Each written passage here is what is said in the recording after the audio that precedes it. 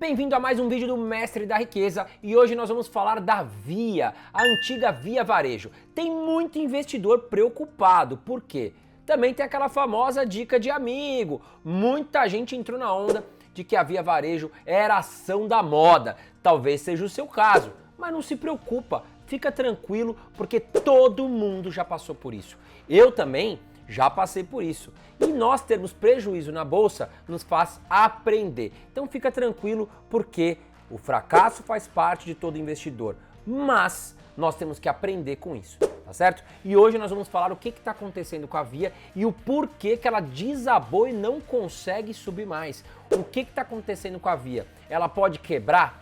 Será que ela pode ir à falência? Nós vamos falar tudo nesse vídeo. Mas antes, já quero pedir para você o seu botãozinho de curtir. Clica aqui embaixo, me ajuda muito. Você sair daqui sem comentar no vídeo, sem deixar apertado o botão de curtir, me atrapalha muito. Aliás, quero saber já.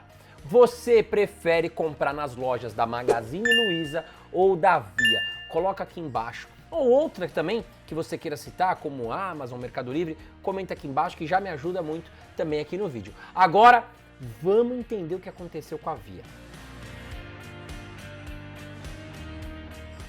Primeiramente, para quem não conhece a Via, eu te apresento agora. Via é uma empresa de comércio varejista brasileira fundada em 2010, responsável pelas redes de lojas das bandeiras Casas Bahia e Ponto e de suas respectivas lojas virtuais da fabricante de móveis Bartira, além de ser administradora do site de e-commerce extra.com.br. Recentemente, a Via Varejo divulgou aí o resultado dos 3 primeiros meses de 2022. Vamos ver como é que foi esse resultado. Via divulga resultados sob a sombra da inflação. Em relatório, o Credit Suisse disse esperar redução nas vendas das lojas físicas e desaceleração no crescimento do canal digital. Olha outra notícia. Via tem queda de 90% no lucro no primeiro trimestre de 2022. Caiu para 18 milhões de reais, porém ficou acima da expectativa do mercado. Bom, a Via reportou então um lucro líquido contábil de 18 milhões de reais.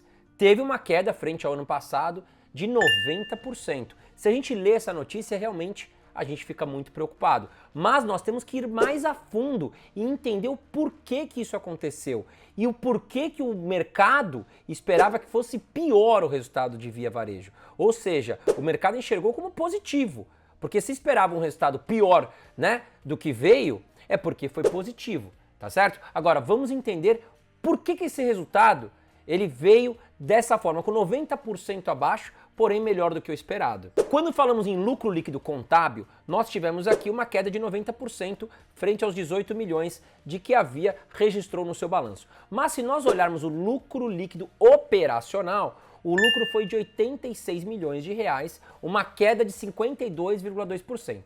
Então a gente já tem aí uma redução dos 90% para 52,2%, sendo que no ano passado, no mesmo período, primeiro trimestre de 2021, a companhia teve um lucro operacional de 180 milhões de reais.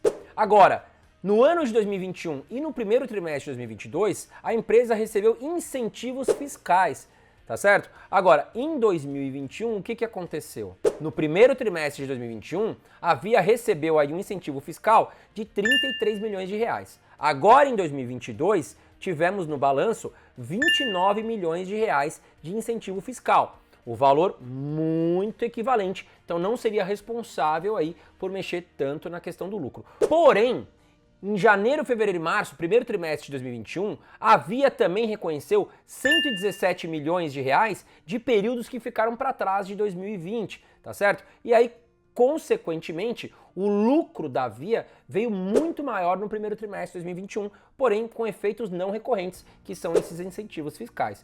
Então, se a gente apurar esses valores, né, o lucro ele não fica tão longe assim, tá? Esse ano nós tivemos aí um incentivo fiscal bem menor do que apurado em 2021. E como eu te falei, o número veio muito melhor do que o esperado. Só para você ter uma ideia, a expectativa da Bloomberg, de vários analistas, era de um prejuízo para a Via de 112 milhões de reais. Ela apresentou 18 milhões de reais de lucro, então sinal que o resultado não veio ruim, como algumas notícias apontam aí na imprensa. Vamos mais a fundo aqui em alguns números. Olha lá, o EBITDA ajustado que mede inclusive o resultado operacional, foi de 673 milhões de reais. Tivemos uma alta de 15,2% no resultado.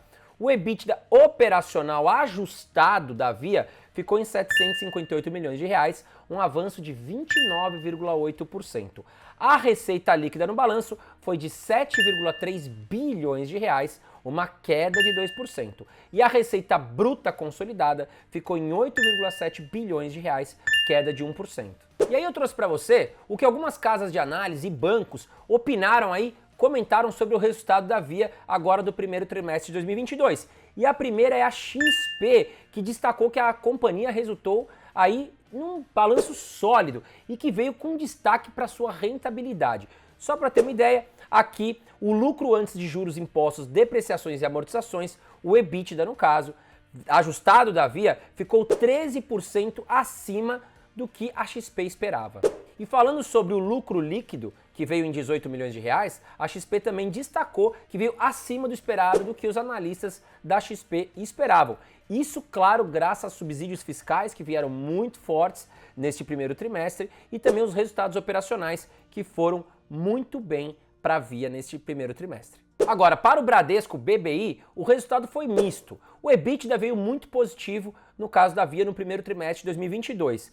Porém, nós temos aqui uma questão que o lucro líquido, na opinião dos analistas do BBI Bradesco, ficou apenas um pouco acima do ponto de equilíbrio. E o crescimento do GMV, o Bradesco BBI, aponta que veio baixo na opinião deles frente ao primeiro trimestre de 2022. Inclusive colocou comparações aqui, né? O da Via, no caso, veio 3% na base anual. O do Mercado Livre, por exemplo, veio com alta de 23% e das Americanas tem uma projeção do Bradesco de 18% contra 3% então da Via. Agora, o Bradesco BBI ainda afirma no seu relatório que vê os resultados como positivo, não tão positivo, porém positivo devido ao ótimo trabalho aí operacional que a Via apresentou nesse primeiro trimestre de 2022. E vamos aos preços-alvos que os bancos colocaram para a Via. Eu sei que você adora isso, preço-alvo, quanto que a companhia pode chegar. Então vamos lá. Bradesco BBI segue com uma recomendação neutra, um preço-alvo para R$ 5,00 para a Via, um potencial aí de alta de 86%. A XP e o Itaú BBA também possuem aí uma recomendação equivalente à neutra, né, com preço-alvo em R$ 4,70, uma possível subida aí de 75%. O Morgan Stanley já está mais preocupado, né, tem uma recomendação de preço-alvo em R$ 4,00 e o preço-alvo aí tem um potencial de 48,7% de alta. Já o Goldman Sachs manteve a sua recomendação de venda para a Via, pois vê um cenário muito desafiador, né? Com vários concorrentes, como o Mercado Livre, temos aí Shopee, tem Alibaba, tem muitos concorrentes estrangeiros aqui dentro do Brasil, fora os concorrentes nacionais que são muito fortes, como o Magazine Luiza. Então a opinião de Goldman Sachs é de um preço-alvo de R$ 3,70, uma possível subida de 38%, mas o preço-alvo de venda. E o Credit Suisse finalizou apenas dizendo que o momento é muito desafiador para as empresas de varejo e também mantém posição neutra para as ações de Via. Em grande resumo, o que está acontecendo com a Via? Mas não só com a Via. Se você olhar o balanço, os resultados de Magazine Luiza também têm sido muito prejudicados. A ação também despencou no mercado. Não só Via, não só Magazine Luiza. Lojas Americanas também apanhou muito. Nós temos a Amazon lá nos Estados Unidos, também caiu bastante na cotação da Bolsa Americana. E qual é o grande culpado disso tudo? Quem é o vilão? É a inflação. Nos Estados Unidos nós temos uma inflação próxima a 8% na data de hoje e aqui no Brasil nós estamos falando de uma inflação de 11 a 12%, que é um recorde histórico, tanto para os Estados Unidos como o Brasil. Não é só o Brasil que vem sofrendo com um momento de recessão econômica. Todos os países do mundo, aliás, estão sofrendo. Já era esperado que a inflação ia bater na porta de todos os países após o retorno da pandemia. Por quê? Muitos países injetaram dinheiro via auxílio emergencial. As pessoas tiveram que ficar em casa, não puderam ir trabalhar, não puderam ganhar dinheiro. Muitas empresas brasileiras, inclusive, foram autorizadas a reduzir salários, né, dos seus colaboradores e o governo injetou um auxílio emergencial, mesmo as pessoas ficando em casa e não produzindo. E ao não produzir, o que faltou aí no mercado? Faltou produtos. Nós temos aí os carros que não conseguem, as indústrias automobilísticas não conseguem semicondutores, por exemplo, para colocar nos seus carros. Então está faltando carros. O que acontece com o preço? Fica muito mais alto. Nós vimos os preços dos carros seminovos disparar. Quem não percebeu que o seu carro seminovo valorizou? E foi devido a isso, foi devido à inflação. Mas não contente apenas com a questão da pandemia, nós tivemos uma guerra Rússia e Ucrânia no começo de 2022 que impactou fortemente o preço do petróleo, do combustível, e isso tudo eleva o preço de uma cadeia que depende dos combustíveis, como os alimentos, como os transportes, tudo isso fica mais caro e aí não tem jeito. As empresas de varejo estão sofrendo muito. Por quê? Quando sobe a inflação, a taxa de juros é obrigada a subir. Nós já estamos com uma taxa de juros no Brasil de 12,75%. E aí, quem apanha muito nesse momento? As empresas do comércio, as empresas de construção.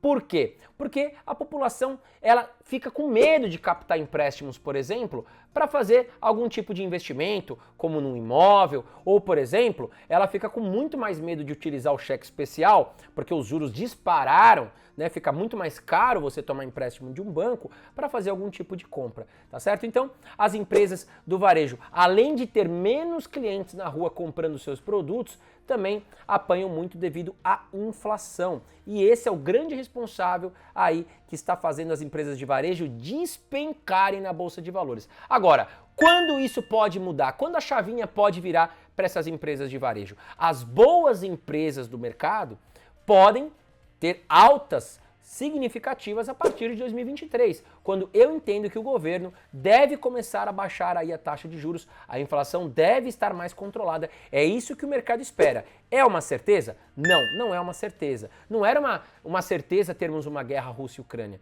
não é verdade? Então a gente não tem certeza de nada. O que eu sugiro a você é, neste momento, se você tem um baita de um prejuízo nas ações da Via ou até mesmo da Magazine Luiza, segura as pontas, porque vender no baita de um buraco também não vai valer a pena. Então segura, espera o cenário clarear, espera melhorar. Você até pode fazer pequenos investimentos se você gosta da sua empresa de varejo, tá certo? Eu, particularmente, não gosto das ações da Via, porque eu acho que existem empresas melhores no mercado, por exemplo, a Magazine Luiza, né, que sofreu muito. Realmente, quando a Magazine Luiza estava cotada aos R$25, na minha opinião, o valuation estava esticado. Mas Magazine Luiza hoje nos R$4 está muito mais próximo do que eu acho justo, além do que a Magazine Luiza vem investindo, está trabalhando muito bem, fazendo novas aquisições e dependendo cada vez mais da compra e venda de produtos no mercado. Tá bom? Então essa é a minha opinião quanto às ações do varejo. Eu quero saber a sua opinião. Você está confiante nas ações de varejo? Você está investindo em qual empresa? Coloca aqui embaixo. Me ajuda também muito você comentar aqui no vídeo, além de deixar o seu botão de curtir aqui para mim, tá certo? Um grande abraço para você e faça bons investimentos.